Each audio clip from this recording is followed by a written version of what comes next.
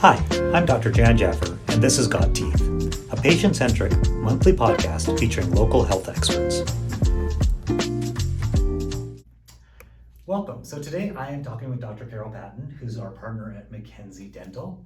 Thank you, Carol, for coming today and talking a little bit about Botox. Thanks for having me. Yeah, great. So I know Botox is a pretty big topic these days. A lot of people are using Botox. So just start me out. Tell me a little bit about Botox. What is Botox? Okay, so Botox is actually a purified protein from botulism bacteria. So a lot of people think, oh, you're putting toxins in my face. Technically, yes, but it is, like we said, very purified, very safe, and it's in very small doses, and it acts very, very safely to slow down the contraction of muscles. So people think that Botox freezes their face. What it's actually doing is not allowing that muscle to contract how it normally would. Okay, so that's interesting. So we're stopping the muscle from contracting, and that's where we're getting some of the benefits. Correct. So I know Botox can be used for a couple of different things. A lot of people will get it for cosmetics and others for kind of medical treatments. Correct. Can you walk me through a little bit about what are the differences? Sure. When I first started training for Botox, I was very negative about Botox, thought it was very vain. What I realized is the medical uses for Botox are infinite. It is fascinating to me that the biggest users of Botox are children's hospitals, because children that have muscular dystrophy, have any sort of contraction muscle issues, have hundreds of units of Botox injected to relax their muscles. So it's a very therapeutic use. Now, there was the side effect that, oh, look, your cosmetic result is those muscles don't contract, the wrinkles don't show up. But you can use it for bladder control if you have an overactive bladder. You can use it for hyperhidrosis, which is excessive sweating under the arms or on your feet. You can use it for migraine therapy. You can use it also for muscle issues with your neck. So if you have a frozen neck, you use Botox. So the cosmetic portion is actually quite small, but it's the one that everyone knows about and wants. So if we bring that into dental, because where there's medical reasons that we can use it in dental, and there's also cosmetic reasons, obviously, as we're working with the face, what are some of the medical reasons that somebody would come in to a dentist to get Botox done? What can we do? So there are a few strictly therapeutic uses. When you place a dental implant, and if you are close to, we have pulling from something called a frenum, that is where our lips attach to our bone. Those areas, if they have a strong pull, can interfere with healing of that implant. So you can inject and not allow that frenum pull during the time that your implant is healing. And because Botox lasts about 3 to 4 months, that's how much time you need to integrate a dental implant. So it's great in those cases where you may have compromised healing. Another area that's very, very well studied and works quite well is TMD. So a lot of people have issues where their masseter muscles, which is the corner muscles here, are extremely overdeveloped and extremely sensitive or tight. So in those people, they have to have that muscle weaken in some way. So traditionally, we would use dental appliances to try and slow down some of that wear. We would recommend massage therapy. It's not enough to get that muscle weak. So Botox, in addition to seeing your dentist and figuring out why do I have TMD, what are the biggest factors, is huge, because repeated use of Botox in that muscle will weaken it over time. It will atrophy it. It will actually change sometimes the appearance. You have a very square face. Having that muscle weakened over time will narrow your face. So there's a cosmetic component to those injections, but one of the biggest ones is relief from headaches, neck aches, etc. Yeah, and I've seen that done, and it's actually quite interesting because you can inject kind of up into this area as well as this area, right? And that's something that dentists can do.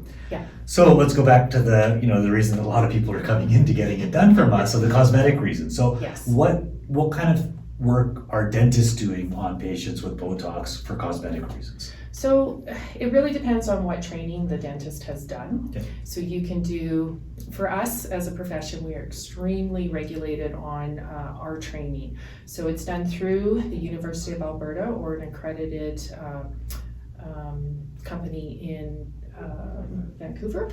And so you actually have to do several courses to be able to treat the entire face. So the majority of dentists will be able to do your TMD treatment, and they will also be able to do what most people are interested in are crow's feet.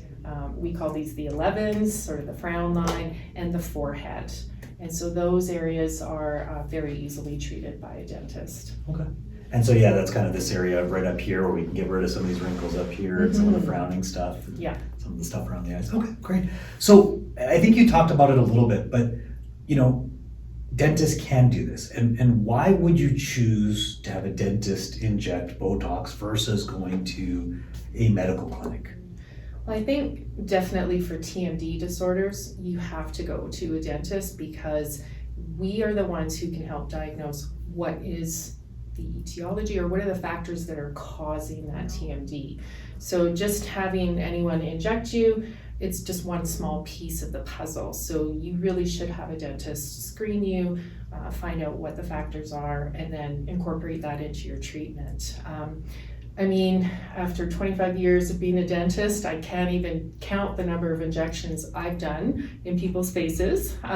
So I think just the fact that we are very, very well versed in the anatomy and the function of the nerves in your face and your neck gives us a bit of an advantage where we understand the function as well as we are artists. We have to design smiles and build teeth, and I think that really helps us because we treat facial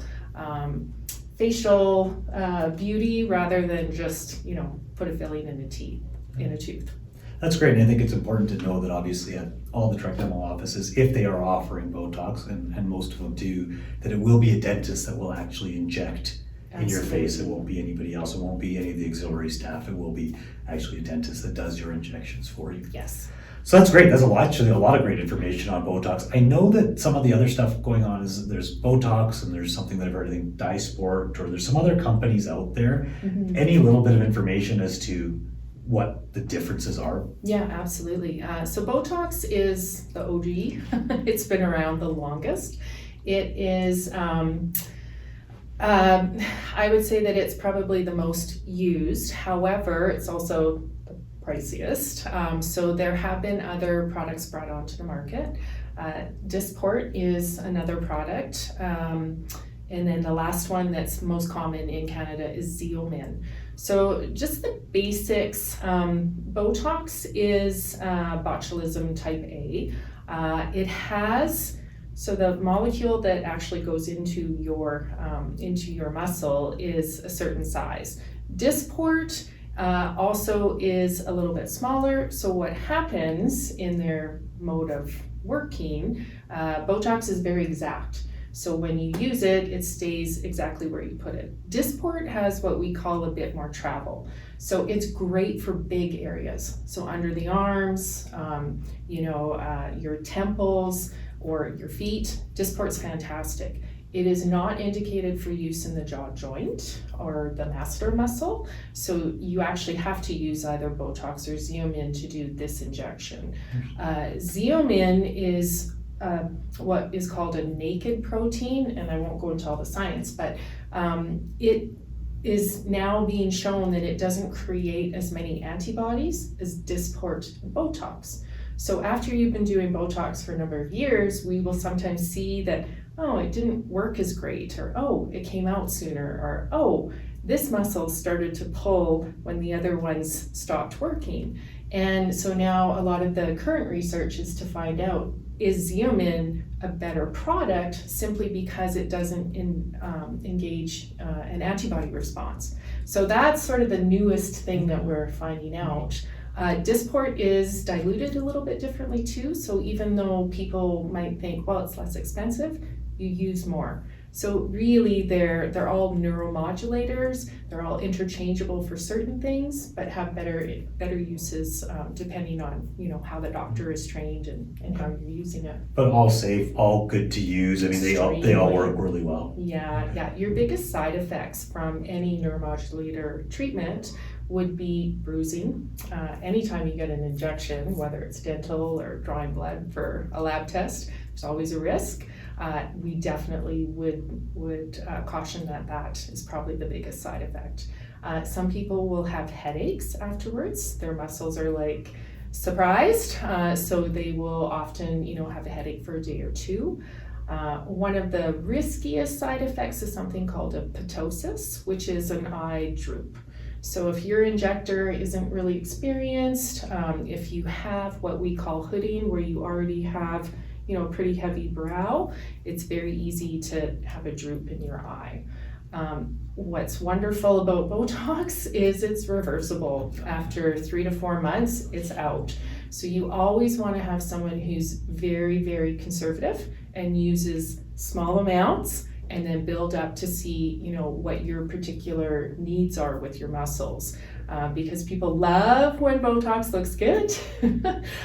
They don't like it so much if things don't turn out and you have to wait 3 months for it to go out. Perfect. I think you just answered my last question. Oh. On average, every 3 to 4 months is when you're kind of, Yes. touching it up or Yes. putting it back in again. That's how long it's lasting on average. And everyone has different metabolisms. So if you were a man and you had very strong muscles, you would have to use more units of Botox, and you may wear off sooner than a lady that doesn't have a lot of expression, or maybe her metabolism isn't as fast.